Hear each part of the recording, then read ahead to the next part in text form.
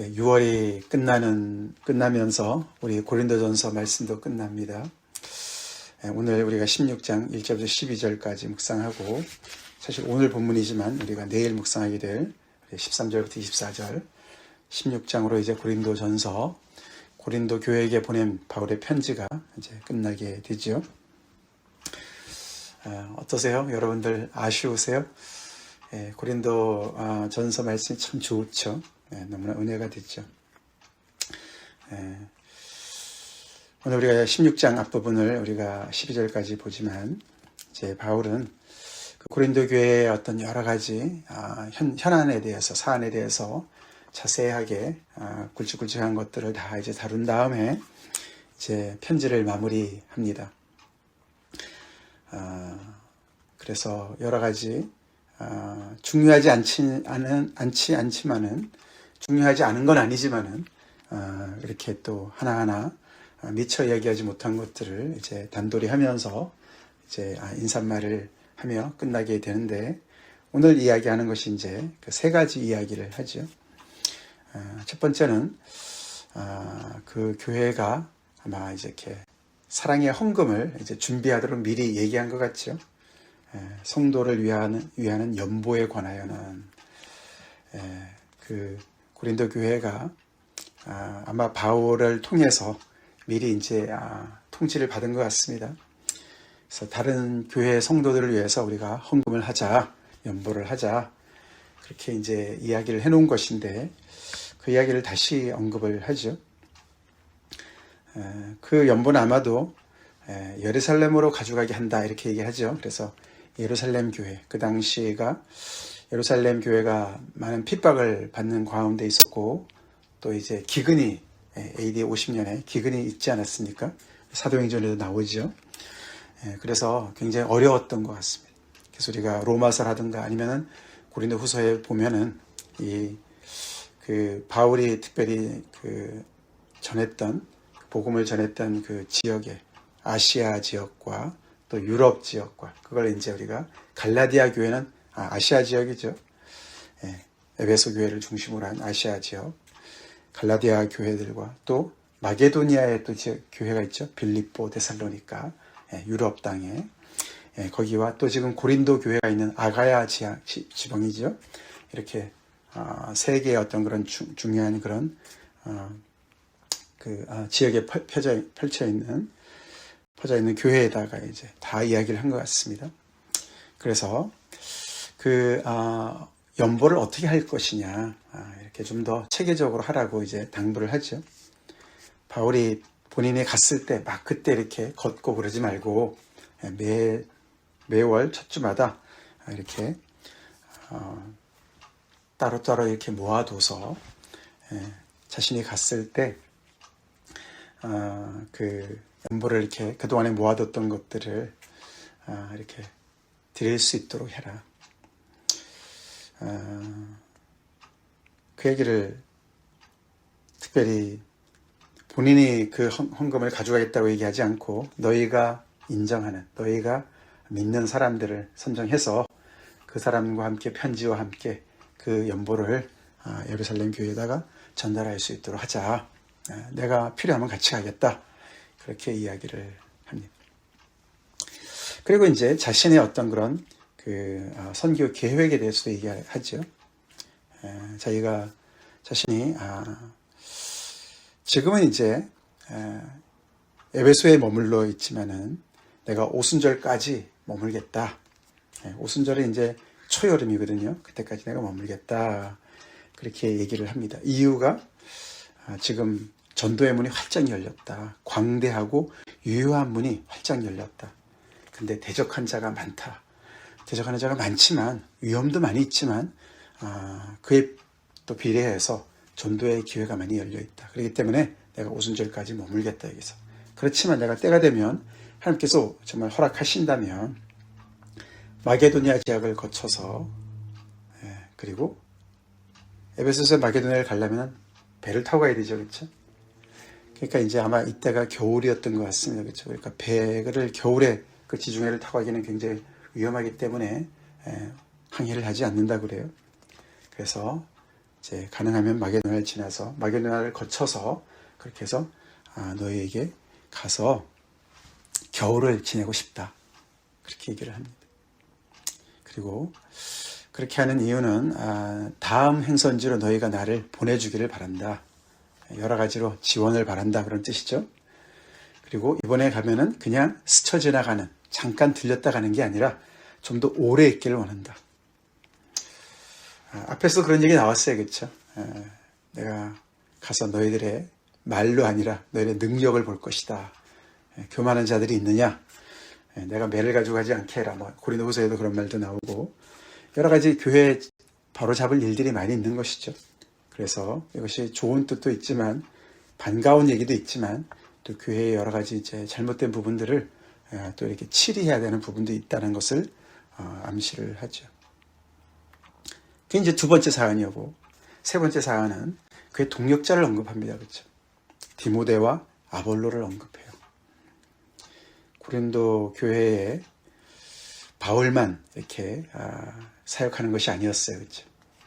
그는 자신은 또 에베소에 있어야 될 이유가 있으니까 대신 디모데를 파송합니다. 그렇죠?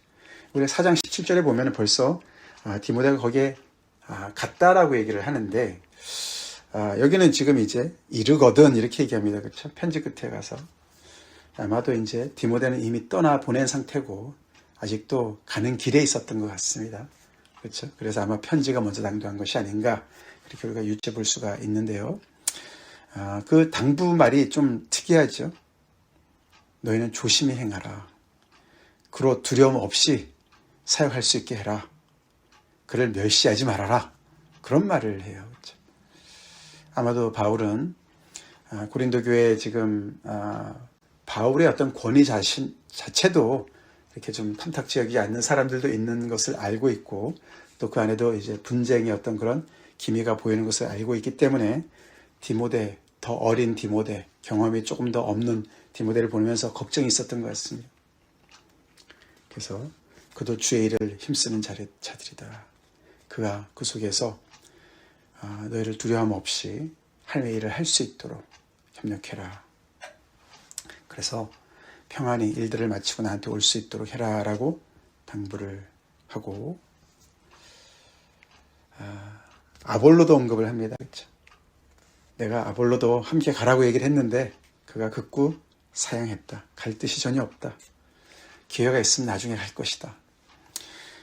일부 고린도 교회 성도들은 아볼로파도 있었습니다.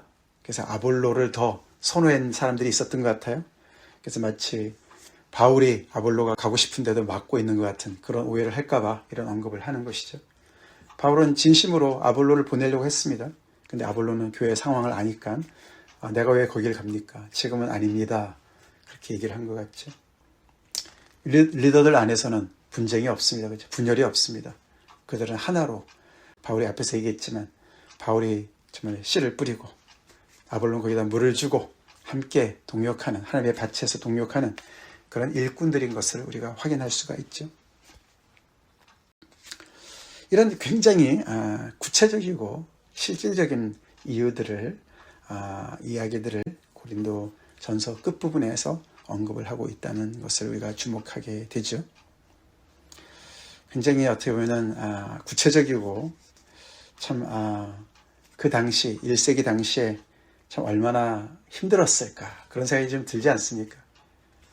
요즘도 정말 비행기 타고 여행하는 게 얼마나 힘든데 그 옛날에 그렇죠 배를 타고 그 위험한 지역을 다니면서 이렇게 뭐 기차가 있는 것도 아니고 버스가 있는 것도 아닌데 그렇게 대륙을 횡단해서 아시아 지역에서 유럽으로 가서 유럽에서 또 쭉 밑에 북쪽에서부터 밑으로 남쪽으로 내려가는 그런 그 엄청난 그런 몇 개월이 걸리는 그런 여행의 계획을 참 얼마나 참 수고를 했을까.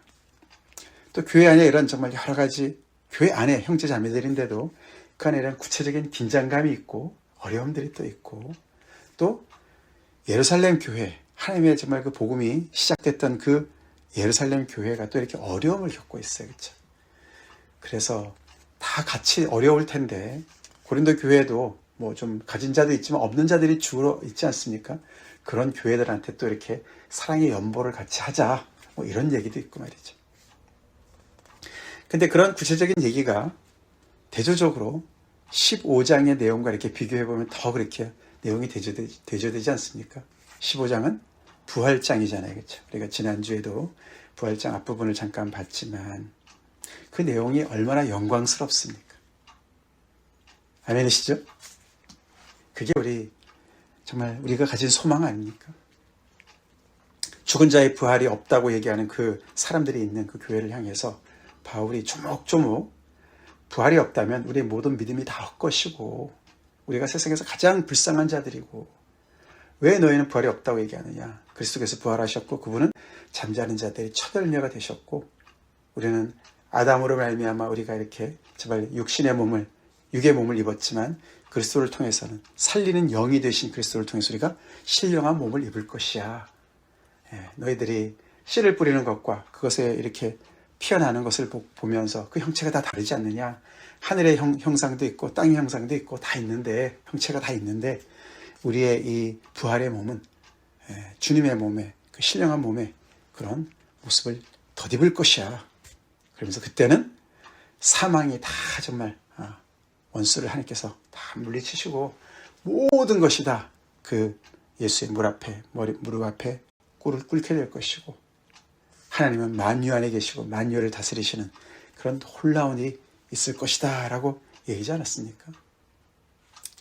그러면서 정말 그 마지막 나팔이 불 때에 그 소리와 함께 우리 주님이 오실 때에 그때 죽은 자도 또 살아있는 자도 순식간에 다 변화될 것이다.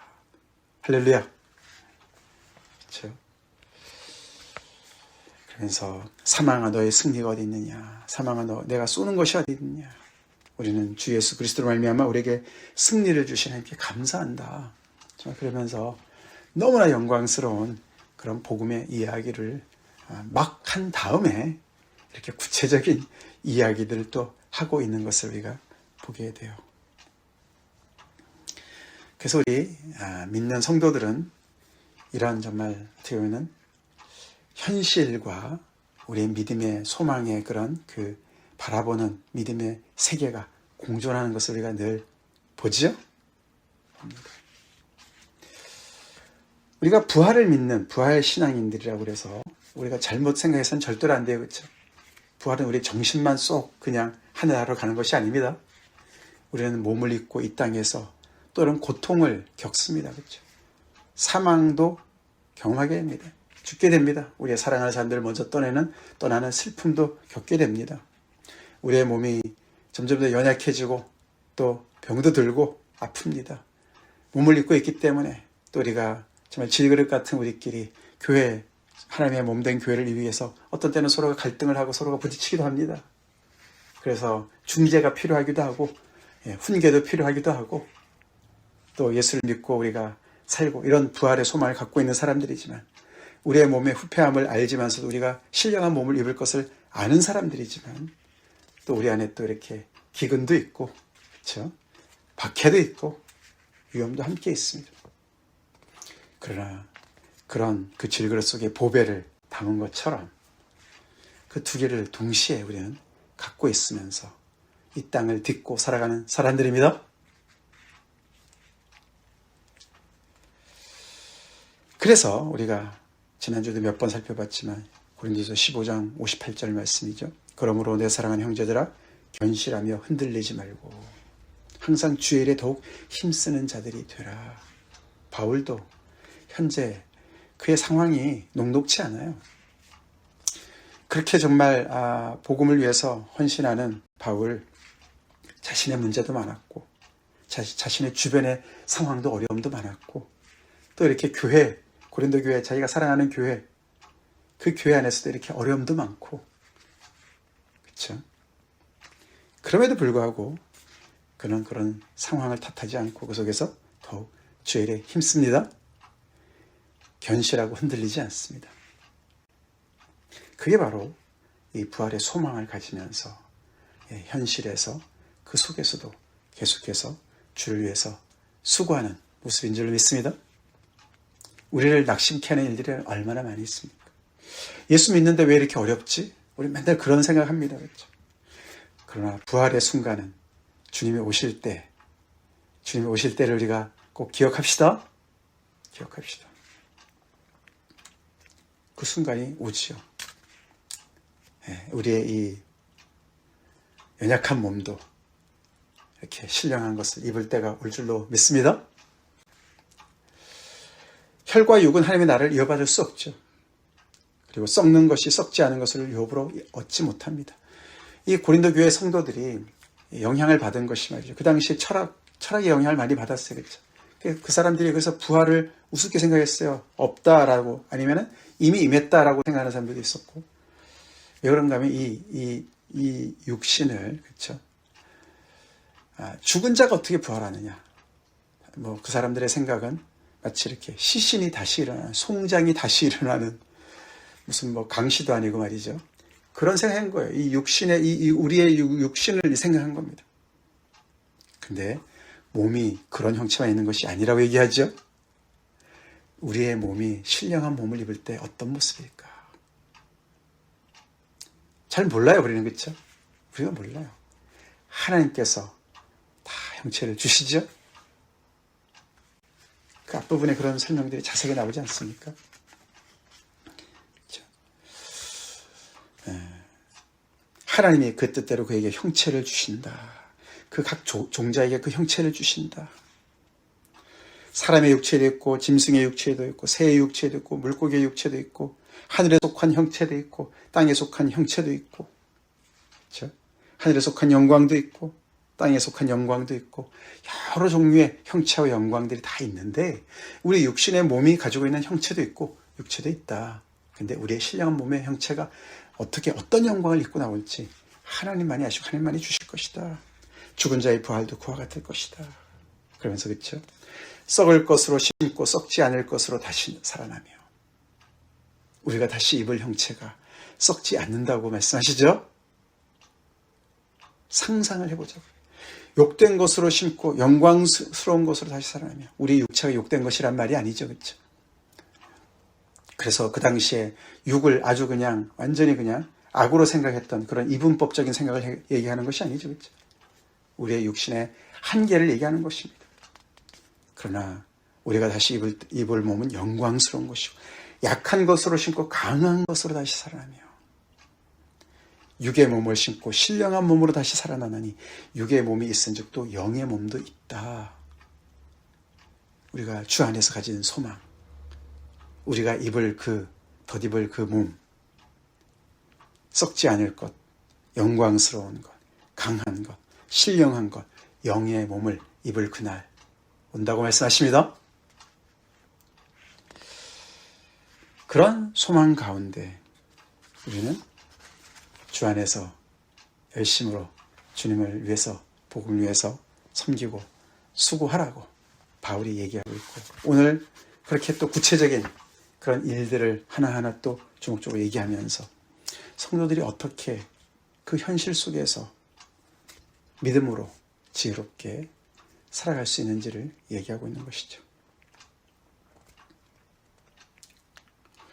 우리의 이런 부활의 소망이 우리의 현실에서 더욱더 제대로 살 수 있는 힘을 얻도록, 그렇게 역사하도록 우리 주님 앞에 나아갑시다. 그게 믿음을 발휘하는 신앙이죠. 왜 현실이 바뀌지 않느냐? 바뀌지 않을 거예요. 한 문제가 끝나면 또 다른 문제가 올 거예요. 한 근심 걱정이 끝나면 또 다른 걱정이 올 겁니다. 올 거예요. 그렇죠? 왜 예수 믿어도, 이렇게 오래 믿어도 내 삶은 이럴까? 우리 바울을 봐도 그렇고 예수님을 봐도 그렇고, 우리 주어진 일에 하나님께 만족하고 감사합시다. 하나님의 은혜가 나에게 족합니다. 족합니다. 그러나 우리는 이 하나님의 온전한 일이, 하나님의 뜻이 온전히 이루어질 그 마지막 때를 기다리는 사람들입니다. 부활의 그 놀라운 은혜를, 그 역사를 우리가 기다리는 때가 있다는 것이죠. 그래서 바울은 여러 가지 상황 속에서 정말 스트레스가 너무나 많고 어렵고 힘든데, 그 정말 이렇게 대적하는 자가 너무 많다. 그 우리가 고린도전서 15장에서 바울이 부활이 없는데 왜 죽은 자를 위해서 너희는 침례받는 사람들이 왜 있겠느냐. 죽은 자를 위해서 대신 침례를 받는 일들이 있었나 봐요. 바울이 그걸 인정하는 건 아니지만 그게 부활을 안 믿는 사람들이 왜 그런 일을 하겠느냐. 그러면서 또 부활이 없다면 내가 왜 이렇게 고난을 당하겠느냐. 그런 말 하지 않습니까? 에베소서에서 내가 맹수하다 싸웠다 막 이런 말 하지 않습니까? 그 맹수가 이게 대적하는 자들을 연결시키는 것이죠. 그런 어려움이 다 있는데도 불구하고 거기서 계속 복음을 전할 찬스를 또 보고 있어요. 그렇죠? 이게 부활을 믿는 사람들의, 소망하는 사람들의 능력입니다. 능력이에요. 우리 지난주에 십자가의 능력 우리가 묵상했어요. 우리 주님은 십자가에 죽기만 하시지 않으셨어요? 부활하셨습니다. 부활의 능력 또한 우리가 의지해야 될 줄 믿습니다. 제가 이번 주부터 이 15장을 더 자세하게 말씀을 전하려고 그래요. 우리가 몇 주 동안은 십자가에 대해서 말씀을 묵상했지만 이제 우리 건너뛰어서 15장에 대해서 또 말씀을 전할까 합니다. 우리에게 능력되는 십자가의 도와 이 부활의 소망 우리로 무장합시다. 무장합시다. 그래서 우리가 나의 주어진 현실 속에서 내가 어떻게 믿음을 발휘하면서 그 현실의 어려움 속에서도 계속 흔들리지 않고 견실하게, 신실하게 주님을 섬기는 사람으로 계속 서가느냐. 주님의 뜻은 거기에 있는 줄 믿습니다. 우리 주님이 다시 오실 그날 언젠지 모르지만 오십니다. 오십니다. 그때는 이미 먼저 잠자는 자들 다 신령한 몸을 입을 뿐만 아니라 그때 아직 살아있는 자들, 죽음을 아직 맛보지 않은 사람들 또한 변화된다고 말씀하셨습니다. 그렇게 주님의 날을 우리가 소망하는 사람들로서 우리의 주어진 현실 속에서 또 우리의 주어진 그런 또 삶의 그런 그 현장 속에서 우리 계속해서 믿음으로 주님 앞에 나아갑시다. 다 같이 기도하겠습니다. 하나님 감사합니다. 6월 한 달 고린도전서 말씀 또 우리가 이렇게 묵상하게 하시는 데 감사드리고 그 소식은 이제 끝나가지만 정말 아버지 그 말씀의 내용이 정말 우리의 심령을 울리고 깊은 여운을 남깁니다. 주님 2000년이 지났지만 이 말씀 여전히 하나님의 말씀으로 우리의 현실에도 계속 말씀하고 계시는 것을 저희가 정말 청종하고 귀담아 듣기 원합니다.